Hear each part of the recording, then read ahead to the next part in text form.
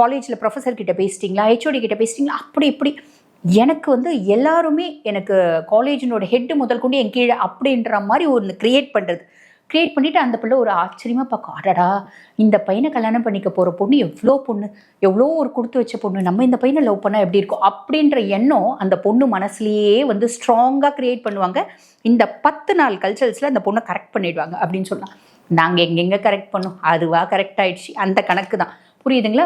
அப்போ அந்த பிள்ளை என்ன பண்ணும் அப்படின்னா ஏங்கும், இந்த பையன்கிட்ட பேசுறதுக்காக ஏங்கும், பேச வரும், பட் அவாய்ட் பண்ணிட்டு போவாங்க.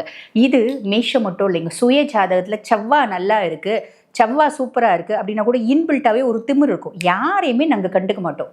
எங்கள் பின்னாடி துரத்தி லவ் பண்ணணும், எங்கள் பின்னாடி தெரியணுமே தவிர நாங்கள் யார் பின்னாடியும் தெரிய மாட்டோம். மண்ணுக்கு பின்னாடி பொண்ணுக்கு பின்னாடி எது பின்னாடியும் நாங்கள் போக மாட்டோம் அப்படின்ற ஒரு மைண்ட் செட் இயற்கையாகவே இருக்குங்க சுய ஜாதகத்தில் செவ்வாய் நல்லா இருந்தால். ஆக இந்த மேஷராசி ஜென்ஸ்க்கு வந்து பாருங்க இன்பில்ட்டாகவே இந்த மாதிரி ஒரு கேரக்டர் உண்டு. அப்போ ஒரு ஸ்டேஜ் வரும், அந்த பிள்ளையால தாங்க முடியாது. ஏன்னா இந்த பையன் மேலே இருக்க லவ் வந்து பார்த்தீங்கன்னா அந்த பிள்ளையோட மூளையை தின்னும் அப்படின்னு சொல்லலாம். அந்த பிள்ளை வந்து sir if you don't mind உங்ககிட்ட ஒன்று சொல்லணும் சார், சொல்லுமா, உங்களோட நம்பர் கொஞ்சம் கொடுங்க சார் அப்படின்னு அதுவாக வந்து நம்பர் கேட்கும்.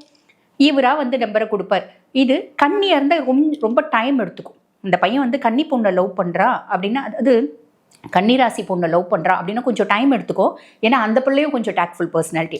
ஆனால் மற்ற ராசி இதே ரிஷப் வந்தால் ஒரு நாள் அந்த பையன் அப்படி பண்ணும்போது இப்படியே ஃப்ளாட்டு, சார் உங்கள் நம்பர் கொடுங்க சார்னு கேட்டு வாங்கிக்கும். இதுவா 1000 மெசேஜ் அனுப்போம், அந்த பையன் 2 மெசேஜ் தான் அனுப்போம், இந்த பிள்ளை 1000 மெசேஜ் அனுப்போம். அதை நம்ம ரிஷபத்தில் பார்த்துக்கலாம். ஸோ அந்த பொண்ணு என்ன ராசி அதை பொறுத்து அவங்களோட ரியாக்ஷன் அப்படின்றதுக்கும் கன்னி கொஞ்சம் கரெக்ட் பண்ண லேட் ஆகும். பட் இருந்தாலும் இவன் பண்ணுற அளப்பறையில் அந்த பிள்ளை என்ன பண்ணும், அது தாங்க முடியாமல் உங்கள் ஃபோன் நம்பர் கொடுங்க சார் கேட்டு hi sir, good night sir, good morning sir first ஆரம்பிக்கும்.